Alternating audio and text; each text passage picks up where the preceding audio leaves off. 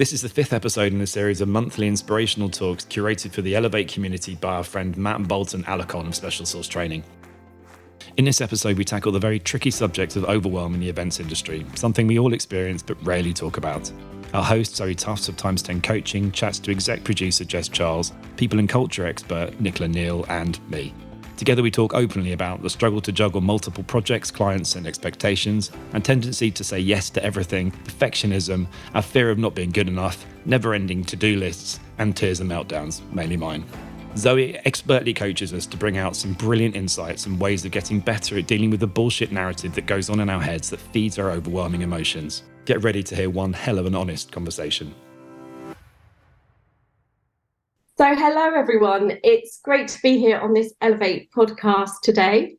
Today we're going to be tackling the tricky subject of overwhelm, and I am very lucky to be joined by 3 amazing industry friends, all from the Elevate community. Today I'm joined by the wonderful Jess Charles. Hello everyone. I'm also joined by Neal. Hello. And the wonderful Peter Kerwood. Hello. As I say, we're going to be talking about overwhelm, and I'm going to be giving these 3 a decent prod to see what we can uncover in the world of overwhelm in the workplace. Just for clarity, we're not going to be covering the overwhelm that might be caused by trauma. I'm not a clinician and not equipped or qualified to coach people on that area of overwhelm. We're specifically going to be talking about overwhelm in the workplace and making it really relevant to our community, to people in the events community and people in the Elevate community. So with the help of these 3, we're going to be exploring what overwhelm is. We're going to be looking at why it's so prevalent in our sector. We're going to be looking at the triggers, the causes of overwhelm, and the actions and behaviours that play out when we experience overwhelm. And then we're going to be looking at the role of boundary setting, and we're all going to share some top tips to set effective boundaries to help us manage the inevitable overwhelm that we all experience within our careers. And yeah, we're just going to have a good exploration of this topic and see what we uncover. So to kick this conversation off, I'm going to give you a bit of a definition of overwhelm. The Cambridge Dictionary definition of overwhelm is to cause someone to feel a strong emotion, a very simplistic definition there. But Forbes magazine describes overwhelm in the workplace as an emotion caused by many work situations.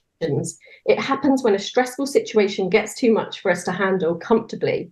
We often experience it when we have a heavy volume of work and a to-do list that is daunting. Now, I can see all 3 of you nodding there. So what I would love you to do is give me your definition of overwhelm and give me a little synopsis of how it might play out for you. So Jess, I'm going to come to you first. What's kind of resonating when I read out those definitions? Yeah, I am sitting here nodding, also thinking about a to-do list that actually hasn't even been written yet, so already feeling overwhelmed. I think for me, knowing that I always have this innate feeling to say yes to everything and everybody, I have a real issue with kind of overcommitting myself. And the moment I say yes, I already know that I'm going to struggle with that later on, because generally speaking, I overcommit myself to so many things. I'm not able to say no. And then I feel super stretched on so many levels. And then I get myself into this really horrible cycle of saying yes, double booking, double committing to things. And then at some point later on, having to work backward, cancel things, let people down, juggle things. And suddenly I feel like a failure. And I think overwhelm for me always plays out in the same way. It's this general cycle of stretching myself too thinly, which then leads to a lot of procrastination about, what I am going to do and how I'm going to do it. And I start being really poor with my time. Time management for me, when I'm feeling overwhelmed, goes completely out of the window.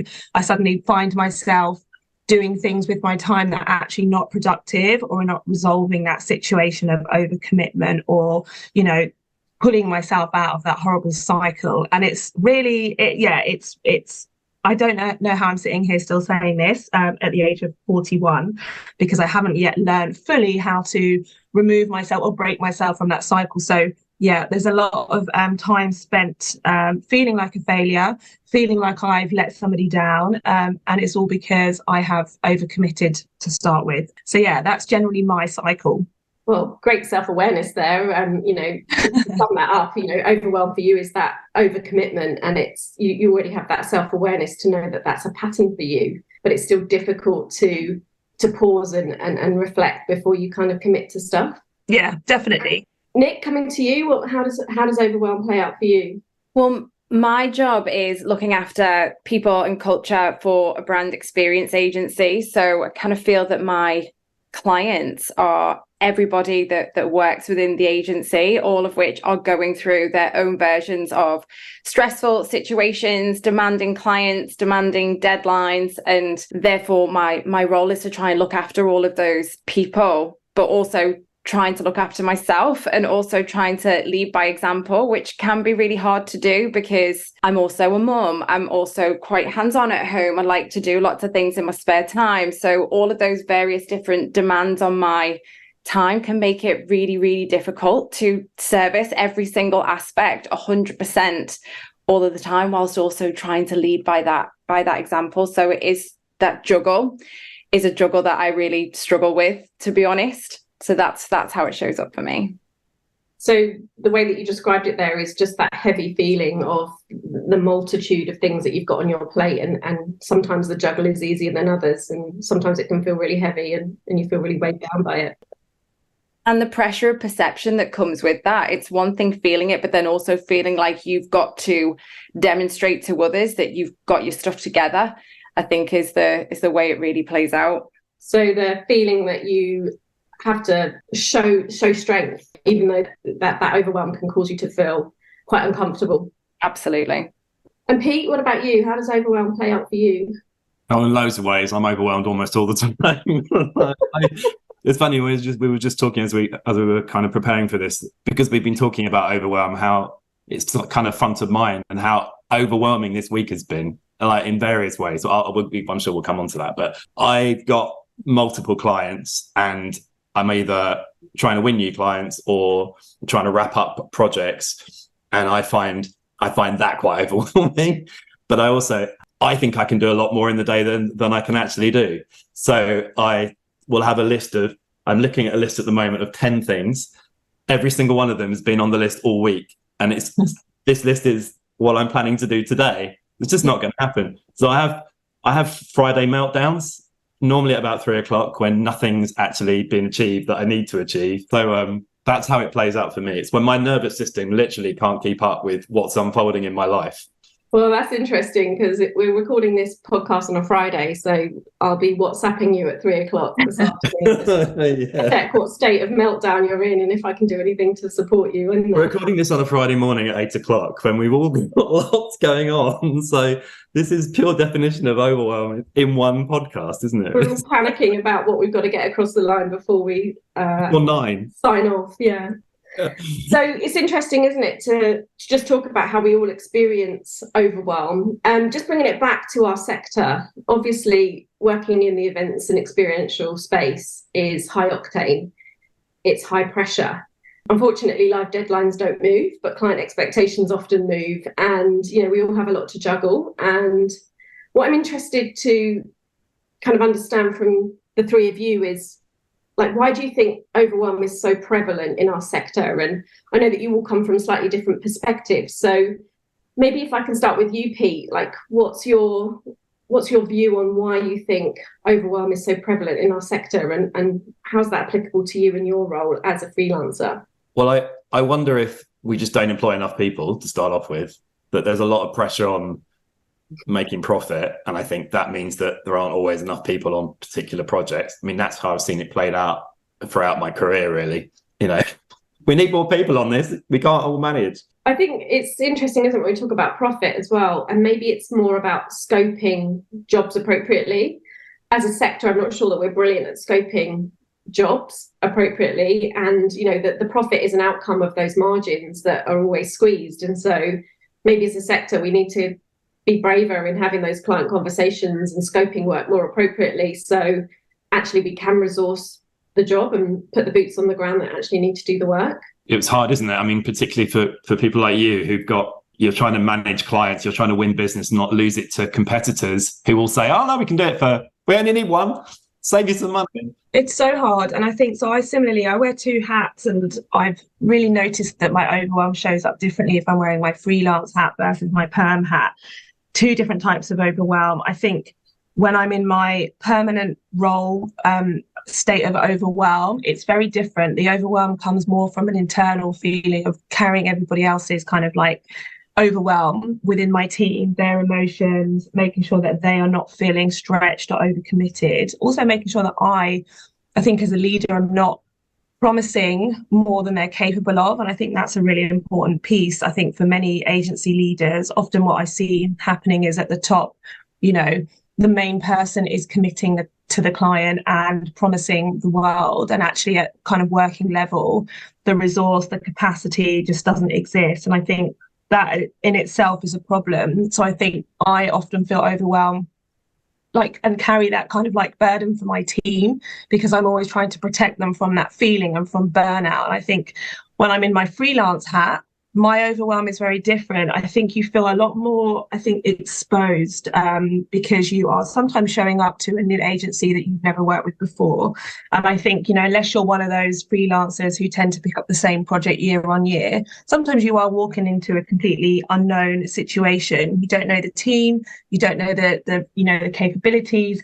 You also don't know, unfortunately, to your point, Zoe, like what has been agreed in the scope of work. You don't know what fees have been agreed. You don't know what the profitability of the project is. So you come in and you find yourself saying yes to so many things without knowing that context. And actually, you don't get the opportunity to push back at times. And I think, you know, that's really difficult when you're 3 months into a project and you suddenly realize this project should have been sold with 3 more producers on it. And I think that overwhelm feels very real and very different. And I think it can make you feel so much more exposed because, you know, as we know in the Elevate community, freelancers often work in silos, and, you know, you don't have those people to lean on, and you don't have that HR, lifeline, and you don't have anybody that you can confide in. You're expected to show up, turn up, run an amazing, most of the time complex and, you know, quite intense project, and then leave, make loads of money on the job, and then everything's good. And actually, you know, that's a lot of pressure, I think, for many freelancers. So yeah, 2 types of overwhelm. And I think resourcing is everything. You know, we definitely undersell, we overcommit, we stretch, and we see the results. And, you know, they might sometimes look good on paper, I think, but generally speaking, you know, the team feedback often is like, I'm burnt out, I need to take 3 months off, like, especially freelancers. And I think that, you know, that is the general freelance pattern, isn't it? You work really hard for 6 to 9 months. You then need to take a few months off just to recover. And that's not necessarily a healthy way to kind of exist. So I just want to pick up on that, Jess. A couple of things there that you pointed out. And I think the problem is when you're freelance, because I coach people as in their freelance capacity, but I also coach people internally as well. So I kind of see it from both sides as you do. And I think when you're freelance, you have the expectation of your internal client and then the end client. And I think that can feel really tricky, and you can feel quite, like you say, isolated and kind of alone. And I think sometimes that expectation of the internal team is, oh, here come the freelancers getting paid a pretty penny, and, you know, essentially everyone wants their pound of flesh when a freelancer steps into the scenario. So you can feel the weight of that expectation. Yeah, definitely. Doesn't it? I think clients I'm going to call out agencies as well. You know, agency leaders or people bringing freelancers in, they're like, I want value for money. I'm not going to get 7.5 hours out of you a day, because contractually that's what everyone perm should be doing. Although we know the reality is they're not. It's, I'm going to get 10 plus hours out of you, and I don't want to hear a gripe or a groan about that, because I'm paying you an inflated day rate. And actually that's not necessarily how it should be viewed. You know, freelancers come in and often pick up really challenging situations. But let's be honest, the reason agencies bring freelancers in is because they are under-resourced anyway. And the team that currently sit there, who actually often really want to get involved in that exciting career-changing project, don't get a look in because, you know, they don't have the capacity. And yeah, again, having recruited freelancers myself and also having been a freelancer, there's a real undercurrent of that, you know, and it all ties into, you know, everything that we're talking about today. There's probably another podcast on this, to be honest. But you can understand why that causes overwhelm, because the weight of what I'm hearing from you and Pete in both scenarios is that weight of expectation is one of the triggers that causes that overwhelm. Yeah. Coming to you from a different perspective as an agency leader, what's your view here? I think one of the things that we really need to alter is our view of productivity. I think generally as a whole industry, we're quite addicted to it. I think we're naturally achievers. We really care about the experience of others. And I think that we've attached so much self-worth to the number of hours that we actually do. Yep. And I think that's got quite a toxic quality to it, because it can only go one way. And I do think from an agency leader standpoint, I think we need to pay a little bit more attention to the behaviors that we're really starting to reward. I can certainly say within the agency that I work in, we reached a stage where our kind of employee of the month recognition program was starting to really just reflect the person that had done the most hours that month. And we had to really take a good look at ourselves as to question what the behaviors were that we were actually really starting to reward. It's not a badge of honor for us to just work every single hour under the sun. There is a lot more pushback that we need to do with clients for them to understand just how much energy and effort goes into creating the experiences that they want to create.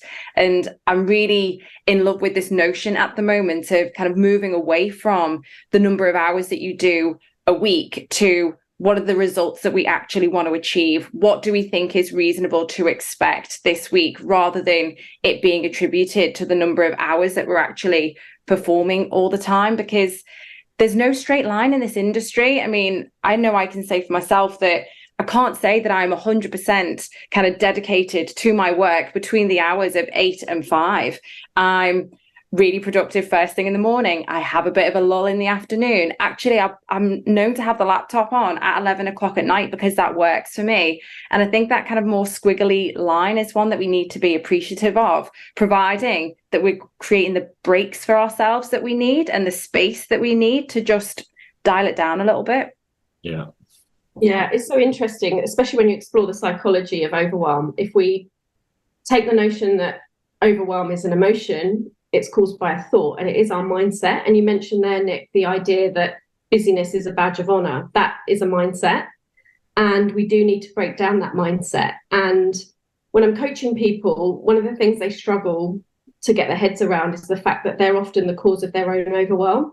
It's very easy for us to think that we're the victim of our work, our workload, a project deadline. But when you do dig around, you know, with people, quite often our ego is the thing that is driving our overwhelm, because our ego wants to be seen as busy, important, relevant, and that gives us the dopamine hit that our brain needs. So again, when I'm working with people, it's really important that we do the mindset work and explore what the mindset is that is driving the overwhelm. And it can be that self-doubt, perfectionism, the people-pleasing. And when you dig around those different areas, quite often what it will come back is to a singular limiting belief that people have that will drive the overwhelm. So for example, for me, one of my limiting beliefs is that I thrive under pressure. Like, that's the narrative that plays out in my mind.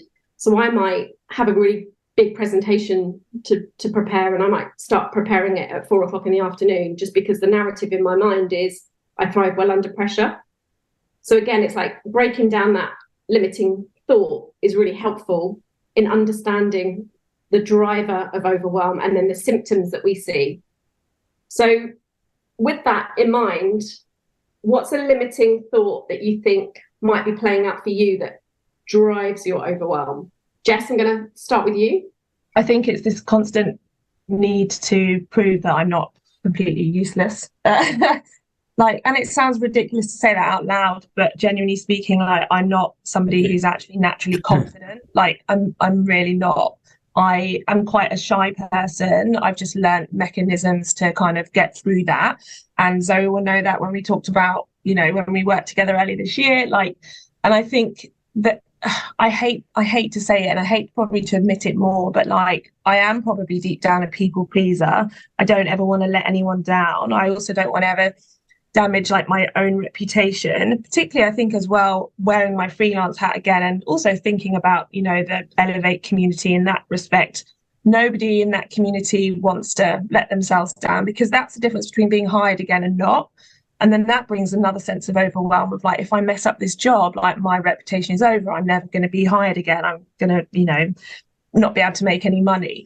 So I think it's a combination of things. I think it's the trying to appease everybody at all times with all things, and also probably proving to myself that like I can do it all, and I know that I can't. And I think it's just not wanting to let anyone down, including myself. And it is like, when we trace that right back to a singular thought, it's that head screw thought that all of us have, which is I'm not good enough. Yeah. And that drives the people pleasing. And, that's the fundamental thought that will drive so many experiences of overwhelm. Oh, it's so sad, isn't it? Like, because we are all good enough. And it's just really, really upsetting to think that we can carry those feelings, and they just kind of get buried really, really deep inside, don't they? I mean, I think for me, I can really relate to that people pleasing element. I think mine is really born out of wanting to be perfect at everything. I am a Virgo. That means that I'm a perfectionist by nature, and it's really lovely to kind of really want to do well, and to want experiences to be amazing for people, and want everything to be in its place. But God, it is also just really, really difficult to be you when you're kind of holding yourself so tight all the time. Like, I really felt like a few years ago, I really started to try and let go of this feeling of needing to be perfect. And oh my God, it's become so liberating. It's so nice to not feel like you need to have everything right all of the time, or have all of the answers all at once, or just be able to say, I'm not sure. What do you think? And I honestly think that's kind of unlocked something in me that I would want to share with absolutely everybody. Like, being perfect is not helpful, and I don't think it's healthy. So trying to let go of that perfectionism and make a little bit of room inside for a bit of doubt sometimes, a bit of asking for help sometimes. I think it actually makes you a nicer person as well. It does, of course it does. So yeah, I think that's what it is for me. I'm letting go, like Elsa, of the perfectionism, and like Elsa. Just like Elsa. Cue the music, please. Yeah. And Pete, what's your limiting belief? Like, this is we're digging around now. If you want to show your vulnerability here and share. I'm all for that. I'm all for vulnerability. I wasn't particularly good at school, and I think in retrospect I'm undiagnosed ADHD and probably dyslexic as well. So exams didn't really work for me. So school was, I hated school, so I really struggled. So I didn't go to university, and I think the way that plays out is that I just think I never really ever say it out loud. So this is a bit of a struggle. It's normally what's going on in my head. Normally, as I'm creating proposals, if I'm trying to pitch the business, is that you're really not very clever, Peter. Don't even bother trying. And the way that tends to work when I've actually won the job is I overcompensate, and I'll go for it, and I'll give them everything I've got. Normally half kill myself, but that's how it kind of plays out for me. It's not very healthy, is it, really? No, because then the problem is you're back to the point of being contracted 1 day a week, but actually needing 5, because it's so brilliant that they want you all the time. And then you're just in that cycle, aren't you, of like, well, here I am. Or them thinking actually that you are only doing 1 day a week. And you're superhuman.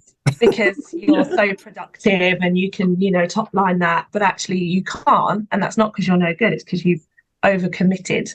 It's a horrible cycle. Isn't it? It's ridiculous as well, because we're having this conversation about, we're very aware of why we're thinking this. So it's like, we all know the reasons why we're behaving in the way that we're behaving. We just need to stop that behavior, don't we? So, which I know is this podcast, but I just think it's interesting hearing you all talk about it and just thinking, why do we all think this is so ridiculous?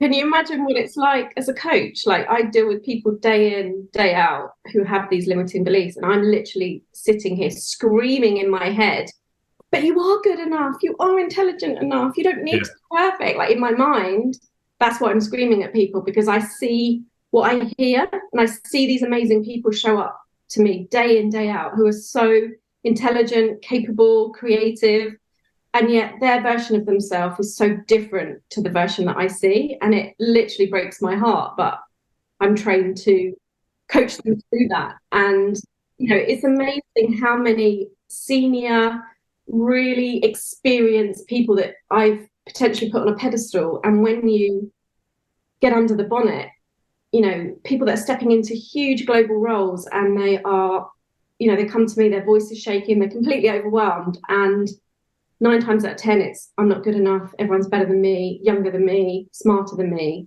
And taking the time, because it takes time to unpick some of this, is so valuable, so we can really drive up that self-awareness and challenge our thoughts, because so few of our thoughts are facts, and we need to get so much better at challenging the bullshit narrative that goes around in our heads to be able to tackle the overwhelm that we so often see. A friend once told me, and I guess you could apply this to the workplace as well, like, the better you are, the more of your time people want. Like, when you're good, you're wanted by everybody. And that in itself is an issue, because that's when you find it really hard to say no.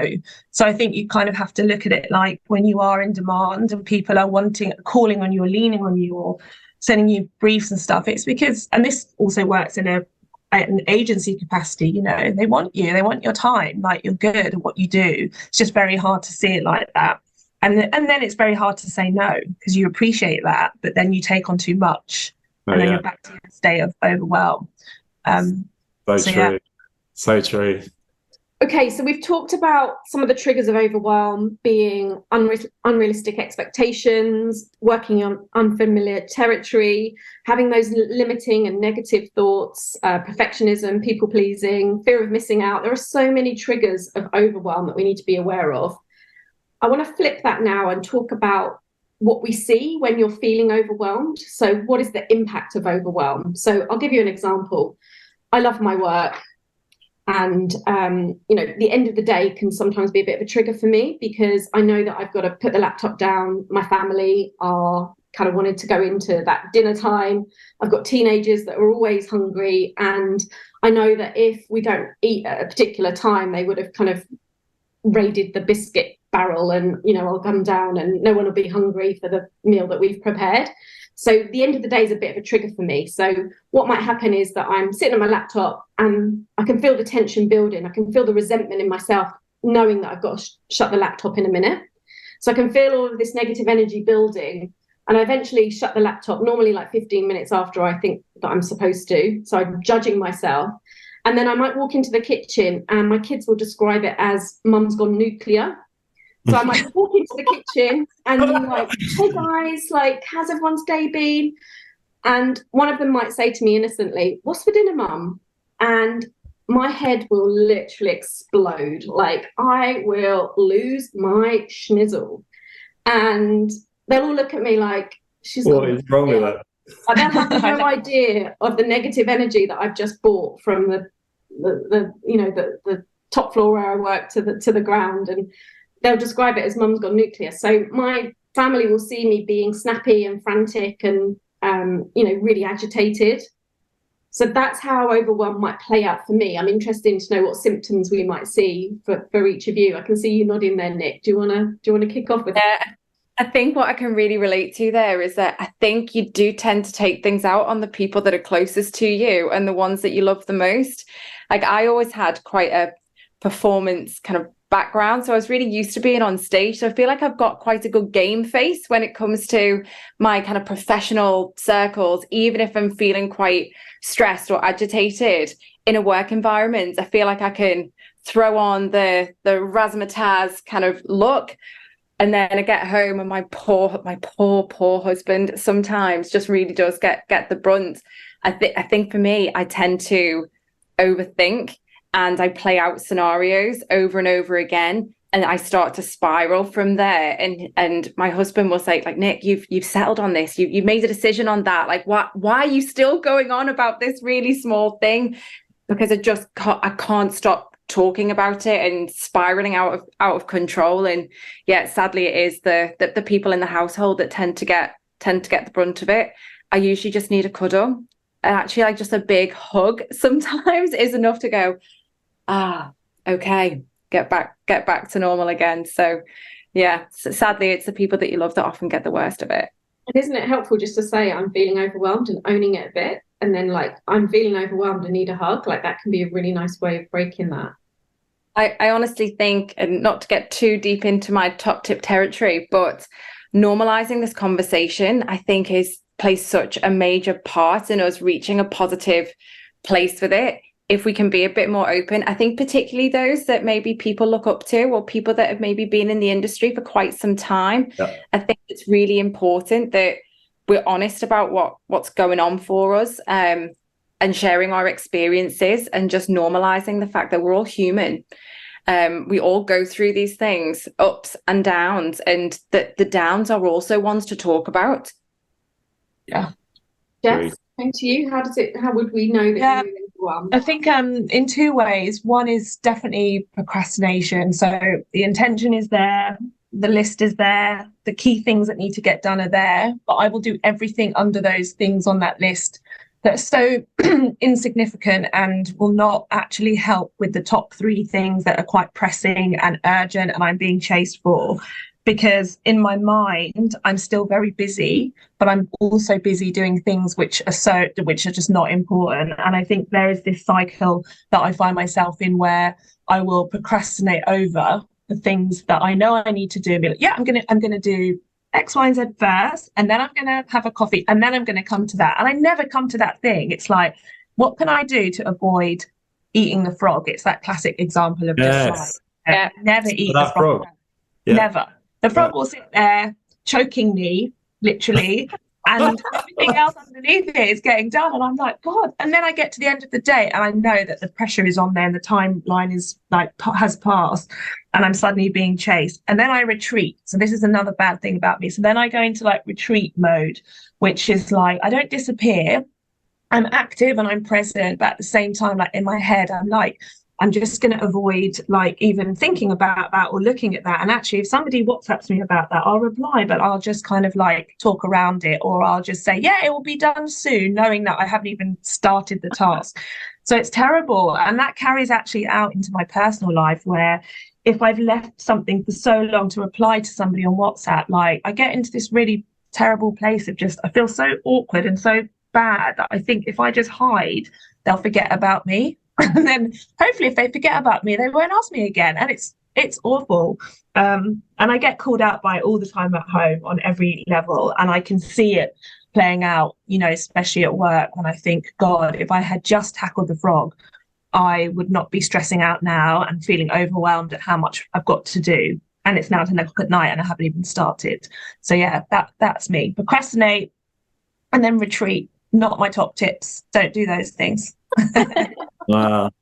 And it's also like noticing that procrastination then might lead to you not sleeping well, and that lack of sleep might then have another impact the next day. So some people might recognize the procrastination in themselves, but might not realize that they're overwhelmed, or they might not know that they need to check back on what the mindset is that's causing that. So I think it's useful to recognize these symptoms, because it's like when I'm overwhelmed now, and what do I need to do about it, and what thoughts do I need to challenge, and what support do I need from the people around me. And I think that's one of the challenges, to be honest, Zoe, is that when you are in that kind of a really deep state of overwhelm, I think it's really hard for you to get yourself out of it. And actually, when you are on maybe the other side of it, maybe it's a friend of yours that's feeling overwhelmed, or it's a colleague of yours that's feeling overwhelmed, I think the natural inclination for us is to say, tell me what I need to do. Tell me how I can help. And I think when you're in that deep state of overwhelm, you don't know the answer to that question. You don't know how to ask for help. You don't know how to suggest that somebody can pull you out. And so I think one thing that we can all do to others that are maybe going through this is not ask how we can help, but just help anyway. Yeah. Find a way to take something off their plate, help them with their errands that they're running at home. Try and find a way to help them irrespective of what they're telling you, because I think it's really, really hard to communicate what you need when you're in that cloudy space. Yeah, 100%. It's like when somebody asks you, okay, what's on your to-do list? Tell me what, and then you suddenly say it out loud and you think, oh no, but there always is though, Jess, because there's always the other stuff that isn't on your list. No, but you can't, you know, you've got to do that to do that. You don't understand. It's not that easy. I'm exactly the same as you. I procrastinate, and I do all the other jobs that I think are little jobs that are normally quite big jobs, rather than do the job that I actually have to do. I'll just do all those things first, exactly like you. So that's a category 1 kind of overwhelm. Category 2 overwhelm is I go quiet, like you. I'll disappear, say absolutely nothing, turn my phone off and hide. And then a category 3 overwhelm is a total meltdown, which is normally quite good because that can't last forever. I mean, it will just be meltdown. I normally have to go for a walk and just calm down, and then everything's all right. So yeah, interesting, isn't it? The annoying thing about me is, like, I will get it done, and I think nobody sees what's going on in the background, because I don't miss the deadline, and I still get the work done. And it's just that as a consequence of me leaving it, I'm probably up till 2 a.m. getting it done, because that's no good. Like you said, Zoe, that's no good for anybody. It's so important when we're working in teams, and also when we're working in remote or hybrid teams, to start to notice when people's behaviours change, because they might not even recognise that they're overwhelmed themselves. And like looking at people's body language, people going silent on you. I always think no answer is no answer. So if you get no answer from someone, there's normally something wrong with them, or some issue that they're challenged by. So I think, as well as managing our own overwhelm, what we can do as a community and teams is really start to notice when people's behaviour change. If you see somebody go quiet, if you see them withdraw or retreat, if you see them going nuclear or having a Cat 3 meltdown, then it's time to reach out to them and see how you can support them, because there's so much power in supporting each other, and actually helping other people with their overwhelm is another way of us finding that deep sense of purpose, and actually can help us deal with our own overwhelm, which is the irony of it. I'm actually really starting to see in the kind of L&D space at the moment that as an industry, we're starting to move away from those kind of like technical training aspects, like being really good at budget management or our presentation skills. And I'm really seeing like a really big cry out for better emotional intelligence, handling conflict, and all of those kind of like softer skills that allow us to lean into identifying periods of burnout, stress, overwhelm far more clearly, because I think that's, as an industry and as a community, that's actually what we need more of, is more of those soft skills, more of those opportunities to learn what's going on for other people, so that we can more effectively communicate, support and help people. I just wish we didn't have to call them soft skills. I know we do. I know that's what they call them. But I agree with you. They're hard skills. They're really hard. That's the whole point. I know there's possibly going a little bit off topic, but it's the same with there's a HR management theory that's called hard and soft, and the soft one is where it's people focused, and hard is where it's results focused. And again, it doesn't make any sense whatsoever that it's called soft. I think there's such a connotation with, it doesn't really matter and it's just a bit fluffy, isn't it? It's like, no, these are people. Yeah, it's really important. Yeah.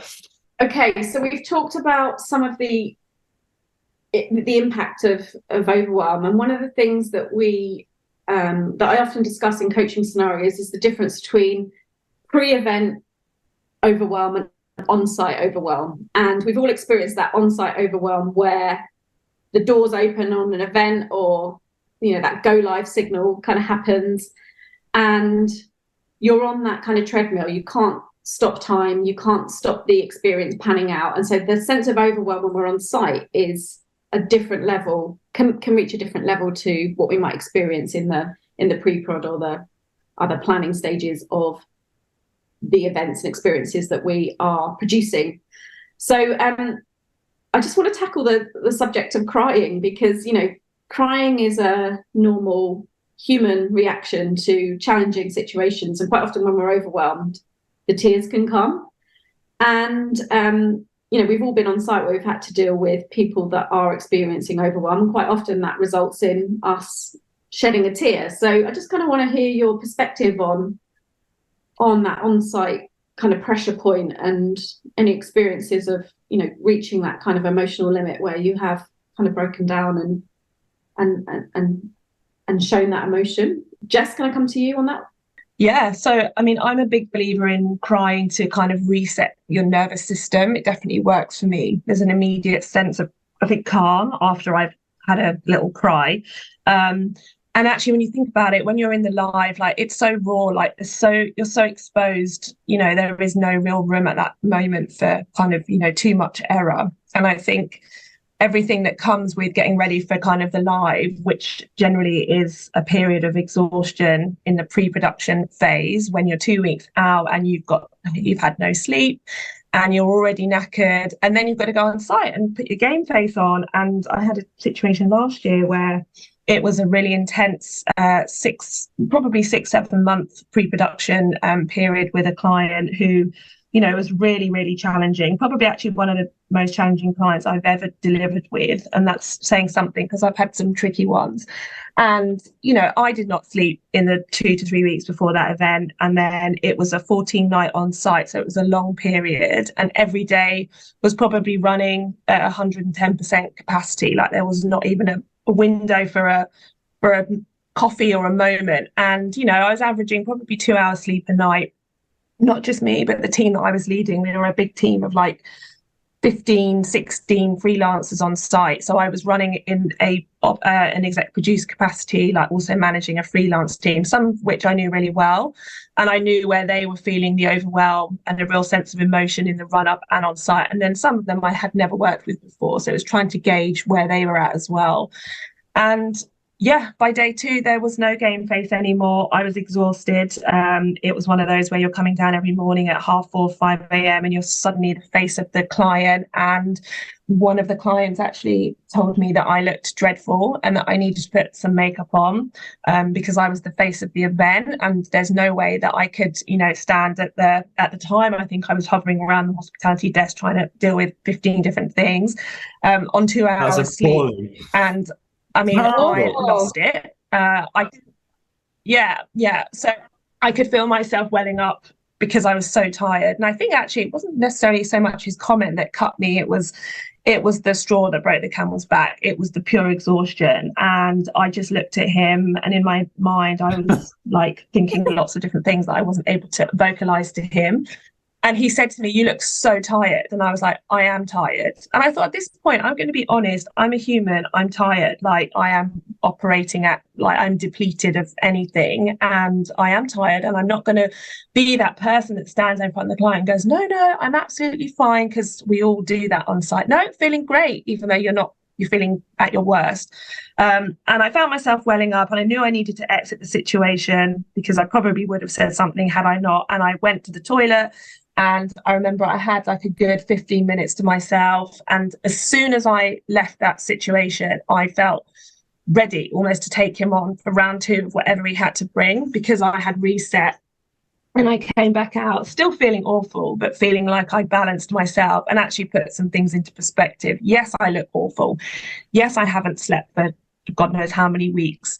Yes, I'm depleted, but I'm still nailing this event. And, I will not allow your comment to kind of like break me or send me fully over the edge.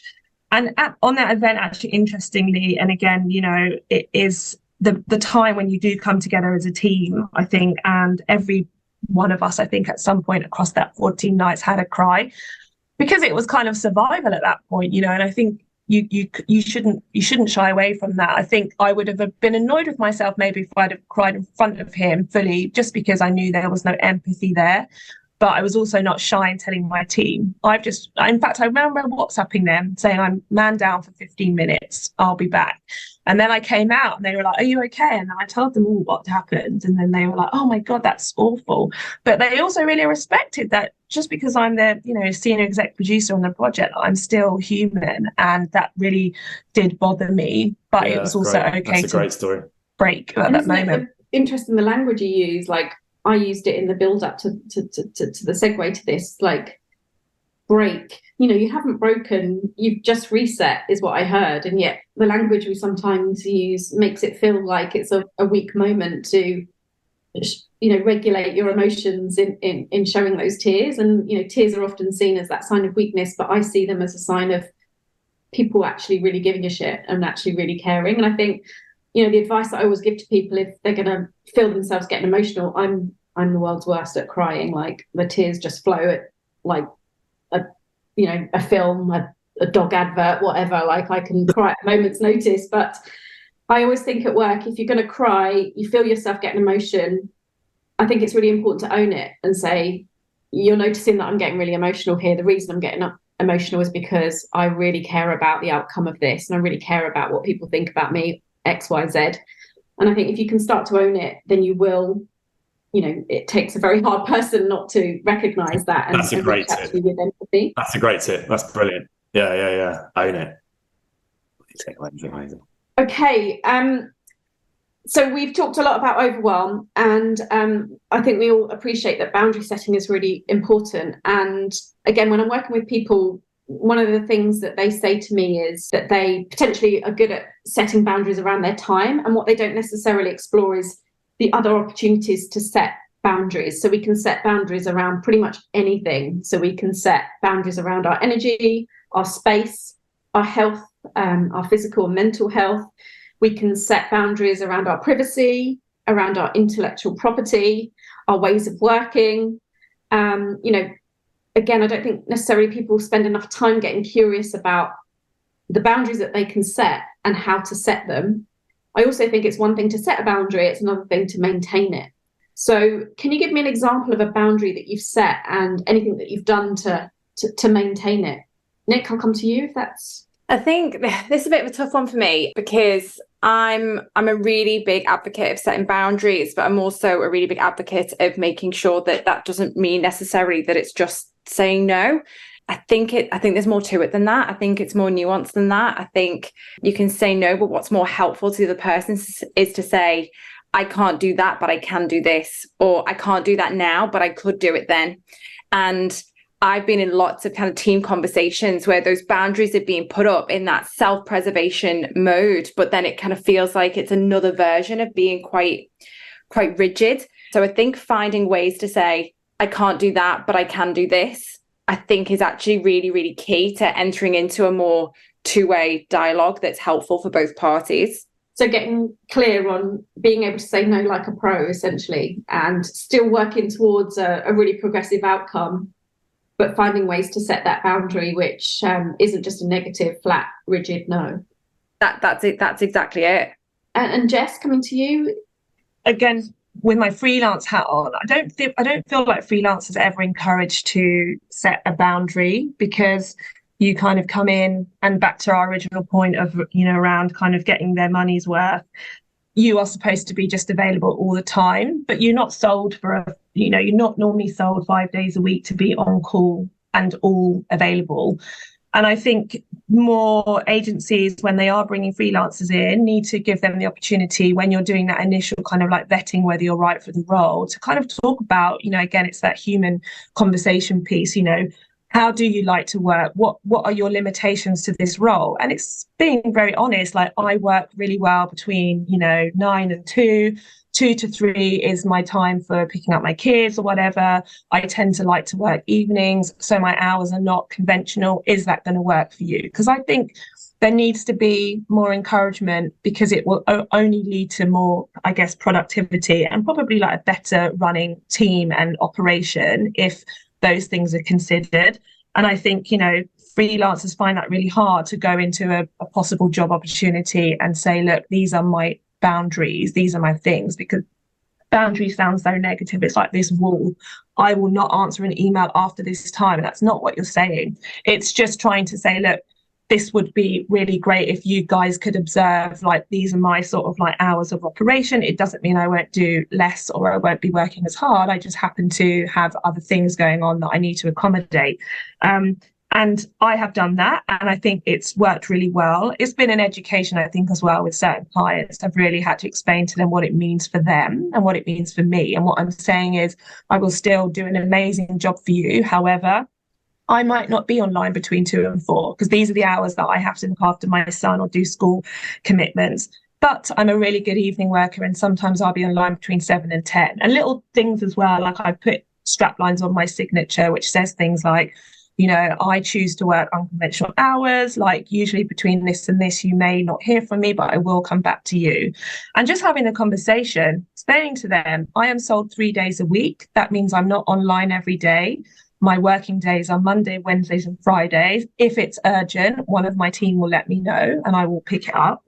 but just giving them, I guess, explaining to them how things are from the outset really does help with managing boundaries. And I think agencies who are bringing them on board need to have the conversation just from the start and say, what does working look like for you? What does your pattern look like? It's really important. And I think leaders need to encourage that more as well with the permanent people. You know, not 9 to 5 doesn't work for everyone. Yeah. So I'm terrible between 2 and 4. I'm with you. But catch me up. Yeah, I think you've hit the nail on the head. To be honest, Jess, I think we spend so much time in teams kind of thinking about what we need to deliver on a project basis or from a client perspective, and actually spending that time collectively figuring out how are we all going to work most effectively, because your boundaries might look very different to somebody else's boundaries, but we all still have to work together. So understanding what those non-negotiables are versus the things that we can all flex on, and reaching an agreement from the outset about how we are going to work most effectively together, I think is a conversation that all too often we kind of leapfrog in favor of just getting the project work done. And actually we need to spend a little bit more time kind of like reaching that level of understanding, particularly when we're working remotely, particularly when we have teams that exist of permanent members of staff, freelancers, and you've got the client in the mix as well. I think just finding that kind of common ground and the way that we're all going to work most effectively together is a conversation that needs to be happening more regularly. Yeah. I want to pick up as well that, Jess, you said there in the first year you were hesitant, and maybe there was a limiting belief there around setting boundaries, that if you set a boundary, you wouldn't be respected, or you wouldn't be good enough, or you wouldn't be online enough. So maybe that limiting belief held you back. Have I got that right? And then in the second year, you know, the fear of being judged, the fear of being negatively judged, possibly held you back in that first year. I'm curious to know if that was the case, and then like you were brave and set that boundary. I'm wondering what the outcome is of actually setting boundaries. Yeah, year one was a brand new client for everyone. So new for the agency, new for me, and it was a baptism of fire, and it was a global client. So that in itself was an issue. And I think that's something that, you know, needs to be agreed up front, because, you know, they were 8 hours ahead, which meant that they liked doing calls at 7 a.m, but that was like wake up time for my son and breakfast time and school run. And I was just like, God, this is just not going to work. You know, how can I keep saying no to a 15-person stakeholder call just because it doesn't suit like my lifestyle, my schedule? And it caused so many problems. And I let it go initially. I was like, okay, I just need to flex and adapt and make this work. And then I'll tell them that, can we not do calls at 7:30 a.m. anymore?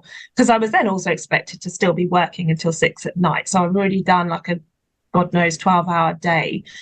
And to my detriment, because I didn't say any of that up front, suddenly when I tried to say it, was like, oh, that's just not going to work for us. So I just found myself in this horrible cycle of just going with whatever they wanted. And also, yeah, there was pressure, I guess, as well. Like, it was a new account. We needed to nail the event. We needed to nail the client trust. And I felt very responsible. I was responsible. So I felt like I couldn't really let anyone down. And it was really a kind of, if we don't do this in year one, we won't retain in year two. Year two, though, I went into that project freelance, and I think I just found my confidence with myself and with the client, and also they trust me at that point. But I did say to them, and we were very honest in the debrief, you know, we cannot work like that, because we lost most of the team to sickness and burnout, myself included, you know, and to the point where some of the producers on that said they would never come back to that job. And I think that's just being really honest. But I also respected them for saying that, because I totally knew where they were coming from, and the client needed to hear it. So we vocalized that, and we said, you know, if we're going to go into this, we cannot work like that. So that was then the moment of like, okay, we need to just be really clear how ways of working. What are they? What do they look like? What does my time look like? What does everyone else's time look like? And I am very much an empathetic leader, and I really do like spend a lot of time, any team that I'm looking after, freelance or perm, getting to know them, knowing their ways of working, knowing what is going to work for them, also identifying quite quickly like their overwhelm and trying to, you know, avoid that happening. So yeah, it was just a lot more frank and forward, but in a friendly kind of way. And I think they just, at that point, I guess I gained some respect, and they were happy to accommodate. there was a few messages on my days where I wasn't paid to work, saying, I know you don't work on Fridays, and I'm really sorry. But you know what? I respect the fact that they at least acknowledged that. And I think we shy away from setting boundaries because we think people won't respect us. And actually the opposite happens when we do set firm boundaries and we're clear, when we're able to really communicate our needs and put up that boundary and see it through. We actually we can often gain more respect than less respect. And I think that's the fear that we have to overcome and be able to set them. Okay, so we're going to wrap this conversation up. We've done all of the digging around. I'm coming to the three of you to share your top tip for overcoming overwhelm. Pete, I'm going to start with you. What's your top tip? I started doing it in the last 2 weeks. I'm a little bit obsessed with a guy called Fred again. He's a DJ. And there's a particular song called it's beautiful. It's called Kyle. It's a YouTube clip. It lasts for half an hour. He's on the top of his I'm assuming it's where he lives, somewhere in South London, and he's playing the piano. And as he's playing, the sun's setting. So when he starts playing, the sun's setting, but by the time it's ended, the sun's set. It's just super chilled. So when I've been feeling pretty overwhelmed over the last week, I just put that on. I only need sort of 5 minutes, and it stops me, just calms down my nervous system. It's so amazing. I love it. Love that. Really calming effect. I really, really love that. And I'm going to be Googling that the minute we finish. Jess, coming to you, what's your top tip? I think just some very upfront conversations with clients and agencies alike who are bringing you into a project. Don't be afraid to just be really honest about, all of the ways of working which might help them and you.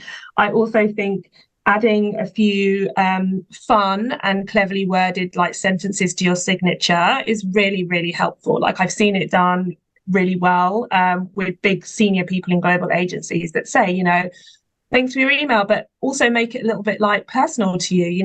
Today I am spending time, at soft play, but I'll be back online at 7 and stuff like that.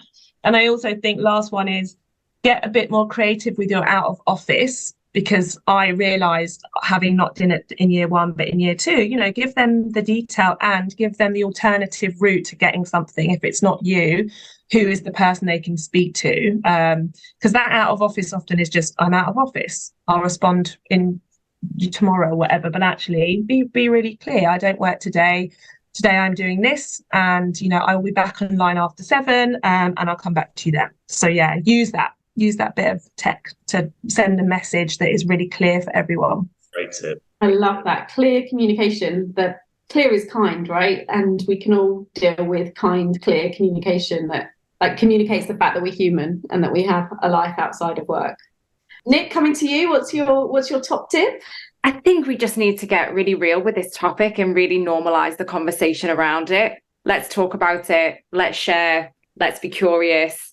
Let's just tap into it and really, really fully lean in. I think this industry is quite brutal. We care about the experiences of others. We need to care about ourselves too. So let's just make sure that we are sharing. And if anybody is a perfectionist like me, make like Elsa and try and let it go. And if you still feel like you need to be perfect, I think picking what needs to be perfect, I think there is something really lovely about that. We can't be perfect at everything all of the time. But if that week being a mum is the most important thing, then be a mum and let everything else just dial down. If actually what's most important that week is that project deadline, make peace with everything else dialing down so you can make room for that. We can't be perfect at everything all of the time. So true. Yeah, I can feel an Elevate Overwhelm playlist playing out, and it's got Fred again on it, and it's got a Frozen theme tune on it, which is a bit screwed up, but might work. I'm going to end with my top tip, which is to do the mindset work. If you're feeling overwhelmed, it's one thing to notice the symptom, but my top tip is to explore the mindset around it. Think about those limiting beliefs that might be causing the overwhelm, and build a hyper squad of people around you that you can talk openly and honestly, show your vulnerability to, because that's where the magic will happen. If you can let down your guard, explore those limiting beliefs. And I want to thank all three of you for letting down your guard and being vulnerable with me today, because I'm really, really confident this podcast is going to help so many people within the Elevate community. So kudos to you three for letting that down and letting us see the true side of the professional people that we see on the outside. And to you, Zoe, thanks for putting this together, because you're really good at this. It's been a fascinating conversation, and I think, again, to your point, Nick, we really do need to normalise it. So with that in mind, I encourage everybody listening to get in touch with their mindset, the symptoms of overwhelm, and build a community of people around you, a hype squad of people that you can talk openly and honestly to about the things that you're experiencing, because it's really simple, but talking really does help. And just closing out by hoping that this conversation has helped you if you are experiencing the inevitable overwhelm that we all experience in the crazy world that is the live event and experiential sector. So wishing everybody good luck with it as they move forward. And you know that you've got so many friends within the Elevate community. So if you are feeling overwhelmed, then do reach out, and there's always going to be someone there that can wrap your arms around you and give you a listening ear to help you navigate it. Elevate is a pioneering free mentoring program that has been designed with a specific goal in mind: to inspire, inform, and empower people within the events industry. Elevate in this podcast is powered by the generosity of our partners and supporters. We are Collider, Our Live, The Hoxton, Special Source, The Venue Group, the Association of British Professional Conference Organisers, Castle Bell, Event Decision, Times 10 and TRO. Together, we're changing lives, careers and the events industry for the better.